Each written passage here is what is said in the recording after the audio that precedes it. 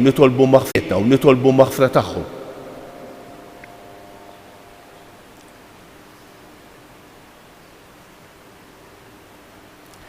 Illum hija ġurnata ferjali, m'hemmx għaddej se nistgħu niċċelebraw u se niċċelebraw l-quddiesa tal-vokazzjonijiet għal vokazzjonijiet saċerdotali. Naħseb din għandha tkun xewqa tagħna li jkollna aktar saċerdoti li wasluna l-kelma tagħna. Se nofru dan is-sagrifiċċju tal-quddiesa għal Ruħ Kalinu Sajt u Toni Tabone. Ħanejdu flimkien nisqal Alla li jista' kollox u lilkom ħuti li jien għadni ħafna bil-ħsieb, bil-kliem, bil-għemejn, billi ħallejt merijieti, ħtija tiegħi, bl-ikbar ħtija tiegħi. Għalhekk nitlob lill-Imqazza Marija Dejjem Verġni, lill-Anġli u l-Qaddisin kollha u lilkom ħuti biex titolbu għalija lill-Mulej Alla tagħna. Eħenna għalina Alla li jista' kollox, jaħfrilna d-dubietna u jwassalna għal ħajja ta' dejjem. Mulej ħniena, Kristu ħniena, Mulej ħniena. Nitolbu. U Alla li jipprovdejt rajja għal poplu tiegħek, sawwa fil-Knisja tiegħek l-ispirtu tal-pjetà u tal-qawwa biex irawwem ministri xierqa tal-altari tiegħek u jqajjem difensuri qalbina u twajba tal-Evanġelju tiegħek. Bibnek Ġesu Kristu siedna li hu Alla u miegħek jgħix u jsaltan flimkien mal-Ispirtu Santu għal dejjem ta' dejjem.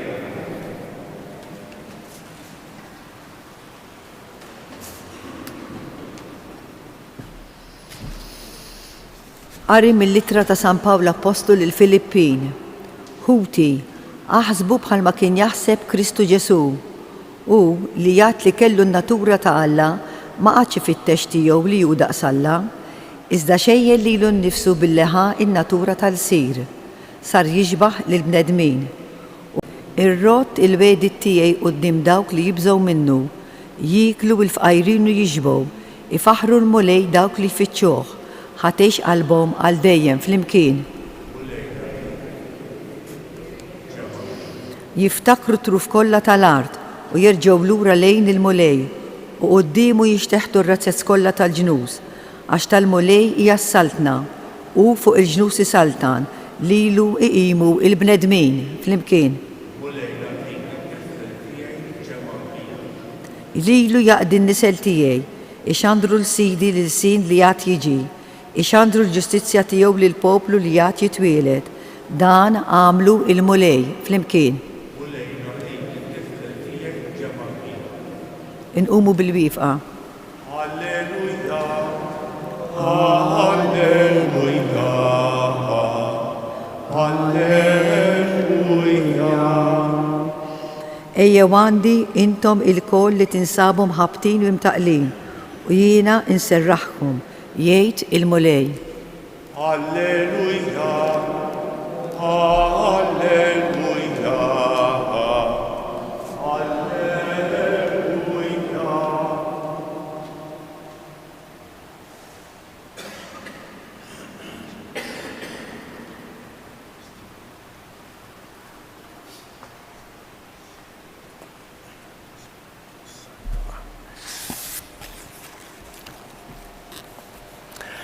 Il-mulej magħkom. Qari mill-Evanġelju skont San Luqa.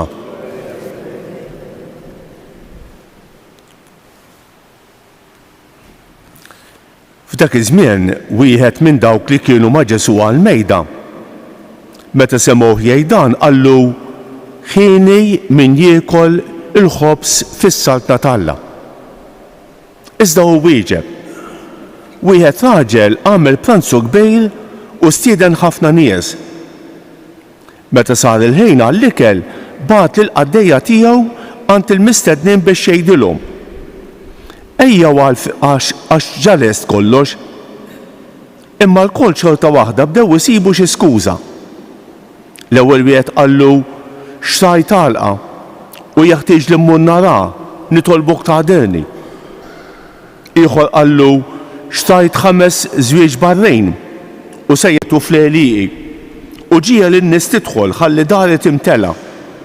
Għax kif ngħidilkom jien, ebda wieħed minn dawk li kienu mistiedna ma jdu l-ikel tiegħi. il-kelma tal-mulej tifħir lilek Kristu.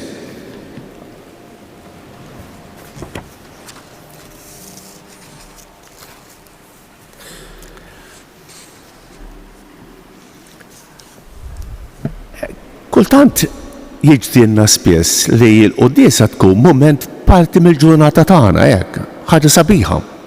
Kemm ħaġa sabiħa li fil-ġurnata tagħna ikollna ħin għall-quddiesa. Hija barka talla din.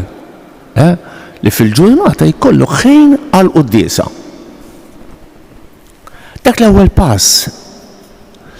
Kemm tkun ħaġa sabiħa wkoll li bil-mod il-mod indarru lilna nfusna.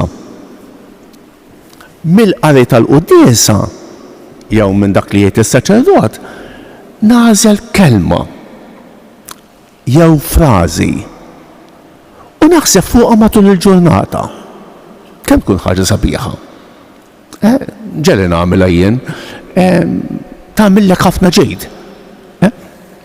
Ħa naraw il-qari tal-lum għax huwa sabiħ ħafna.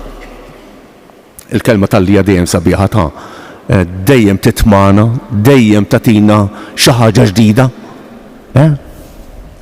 Bħalissa qegħdin naqraw siltiet kien jaħseb Kristu Ġesu. Kemm sabiħa. U aktar il-qudiem dal-linnu jispjega kif kien jaħseb Ġesu. Ara, jgħidilna u li għad li kellu natura ta' Alla ma għadx ifittex tiegħu li hu daqs Alla, imma tneżza minn kollox billi ħa in-natura tal-sir.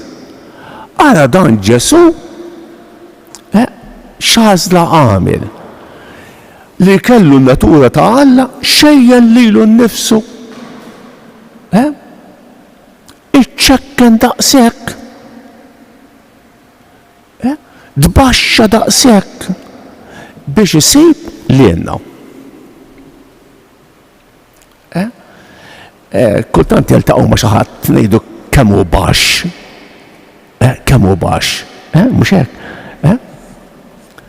Ġesu baxxa kemm seta'. Taf għalfejn? Biex jolli lielna. U din hija l-karatteristika ta' Ġesu. Il-qaddej ta' Jahve. Il-qaddej tal-bniedem. Ġesu kien qaddej ta' Alla u qaddej tal-bniedem.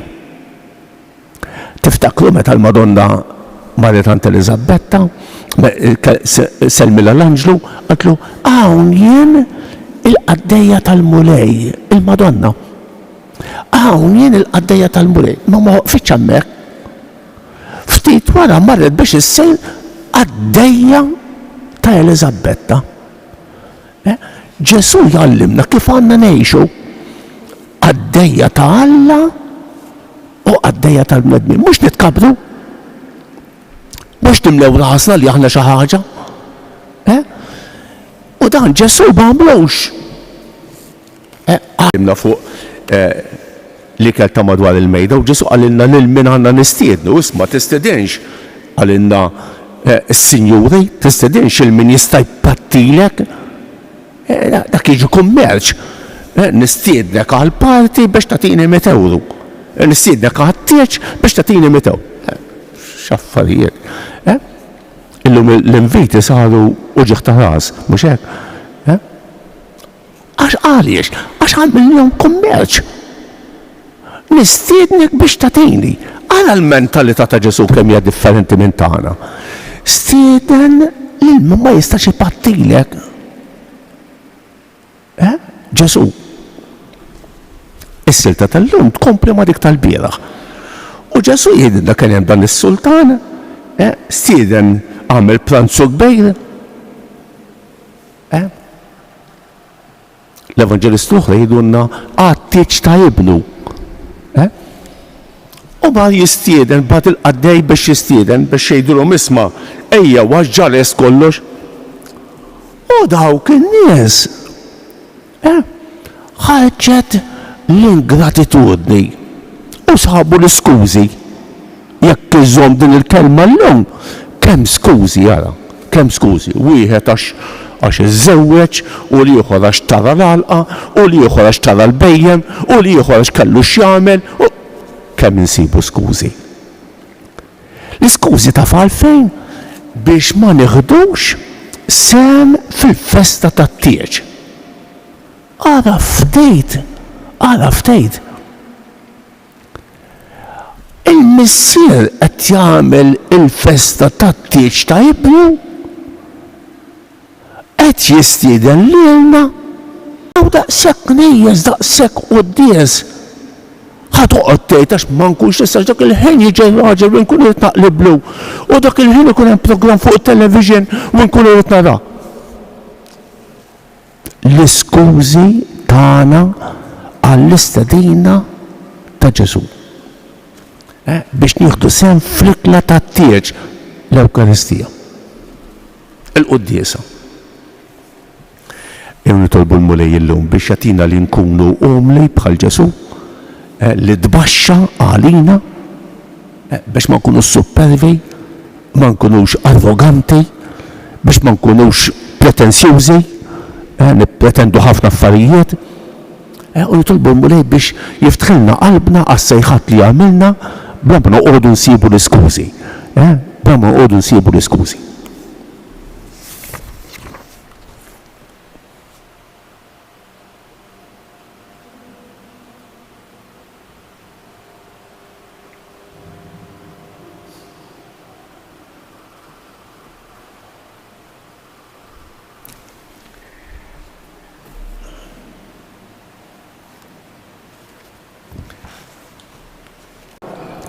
Għal-miqiet ġor is-salib fil-ġisem u fil-ruħ ħajsib qawwa fil-fidej u faraġ f'dawk ta' madwaru nitolbu. Għalina l-koll sabiex l-Ewkaristija li niċċelebraw nilmħu lil mulej Ġesu dejjem ħaj biex jidħol għalina nitolbu.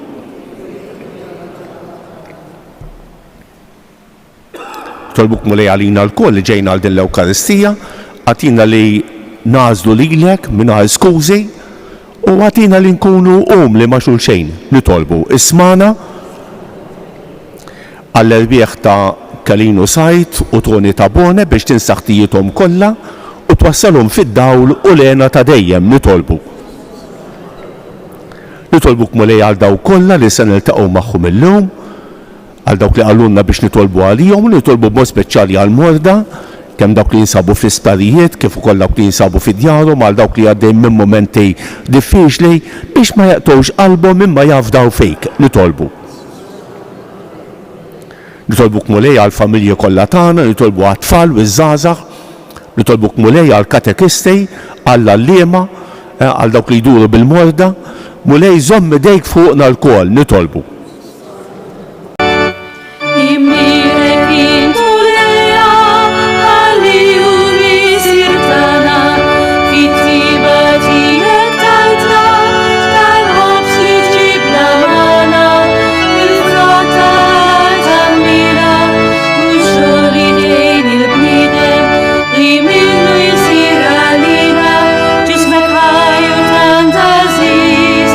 Kum io in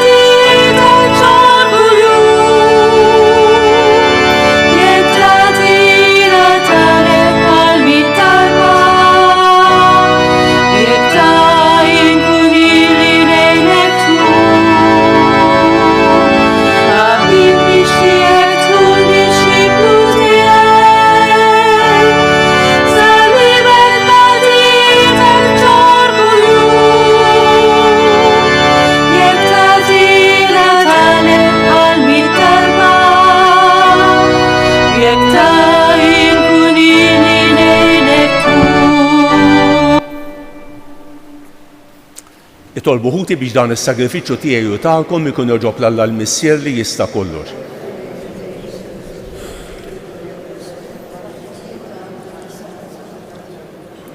Fit-tieba tiegħek mulej il-qatalb u l-offerti tal-poplu tiegħek biex l-amministraturi tal-mistieri tiegħek jikbru dejjem fil-att u jibqgħu sħaħ sal-aħħar f'imħabbtek bi Kristu siedna. Il-mulej magħkom. Nerfgħu qlubna l fuq. Niżu ħajrazzjonijiet jitredu quddiemek is-setat. Il-kol ferħana jfaħruk is-smewwiet mas-serafini u l-qawwiet tas-sema. Flimkien ma tagħhom ilqa' nitolbuk it-tifħir tagħna waqt li bil-qima intennulek Qaddis, Qaddis, Qaddis mulej Alla tal-Eżerċiti.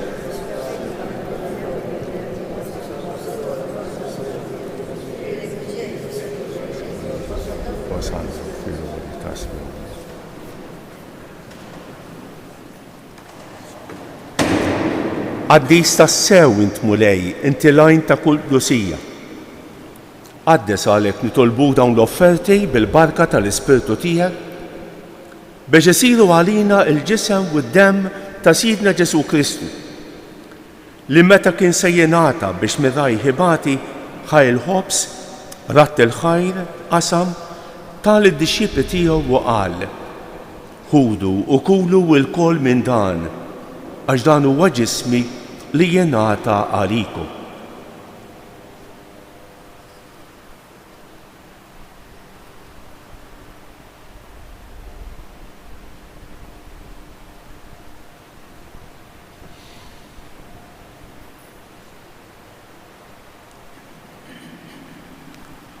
Ekk ukoll wara li klaħaj il-kalċi reġa' ratt il-ħajr tal id-dixxiepli tiegħu u qal: ħudu u xorbu minnu l-kol għax dan huwa l-kalċi ta' demmi tal-patt il-ġdid li jibqa' l dejjem. Id-demm li jixxerret għalikom u għall-bnedmin kollha għal maħfra ta' dnubiet. Għamlu dan b'tifkira tiegħi.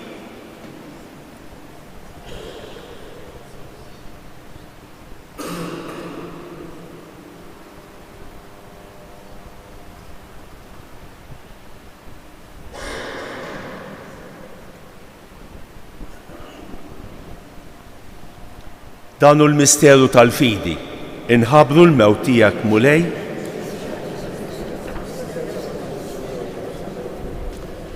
għalhekk aħna nagħmlu dan b'tifkira tal-mewt u l-qawmien ta' Sidna Ġesu Kristu, nofrulek mulej il-ħobs tal-ħajja u l-kalċi tas-salvazzjoni. U rrodulek ħajra xogħġbok tilqana hawn quddiemek biex naqdu. Biċ-ċikun tagħna nitolbu li l-Ispiritu Santu jaqgħadna f'ġisem wieħed lilna li nieħdu semm bil-ġisem u d-demm ta' Kristu. Ftakar mulej fil-Knisja tiegħek imxerda mad-dinja kollha. Wettaqa' fl-imħabba flimkien mal-Papa Franġisku, mal-Isqof tagħna Anton u mal-Ministri tiegħek kollha. Ftakar fil-qaddejja tiegħek Kalinu Sajd u Toni Tabone li jogħġbok issejħilhom għal għandek minn din id-dinja. Għamel li kif huma bil-Magħmudija mietu f'ibnek u bħal infaħruk u nsebħuk Ġesu Kristu ibnek.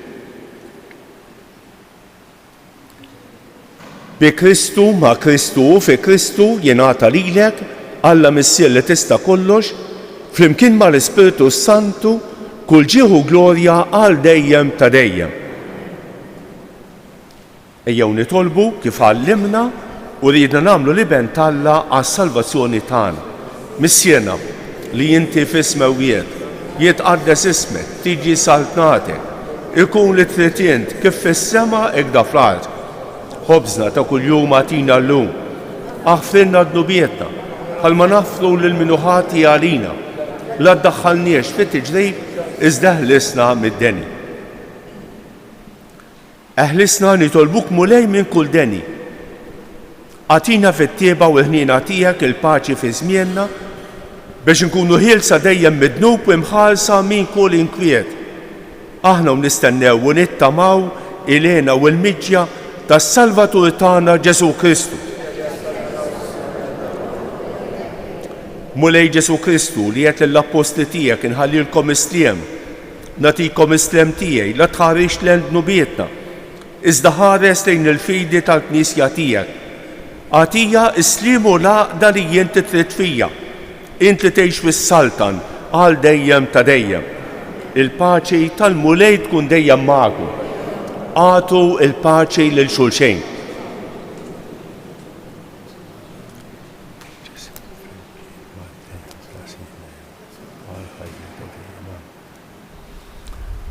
ħaruf talla li tneħħi id-nubiet tad-dinja ħennarina.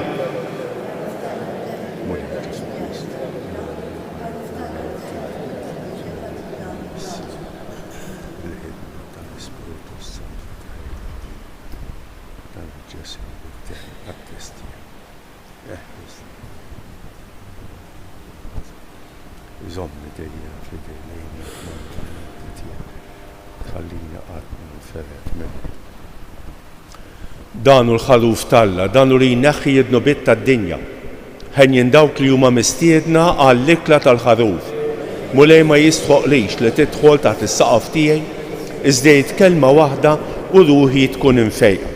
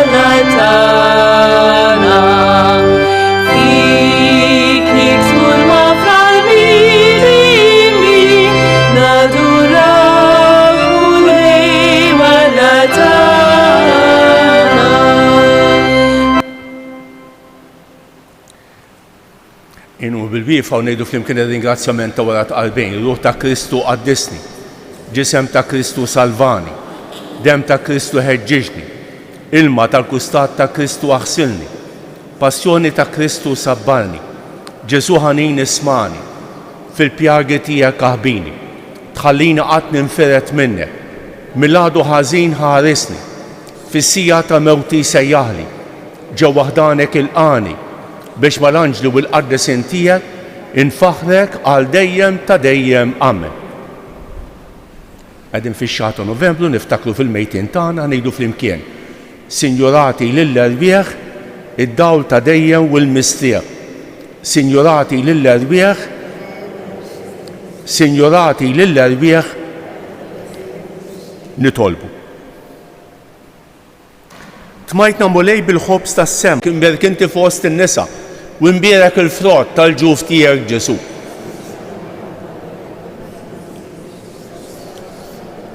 Sliema għalik Marija, bil-grazzja mimlija l-murej miegħek kien berkinti fost in-nisa u nbierek il-frott tal-ġuf tiegħek Ġesu.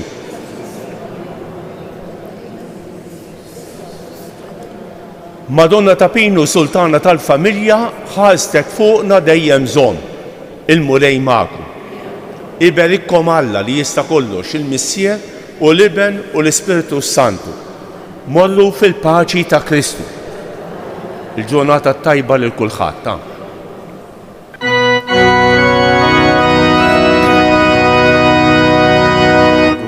Madonna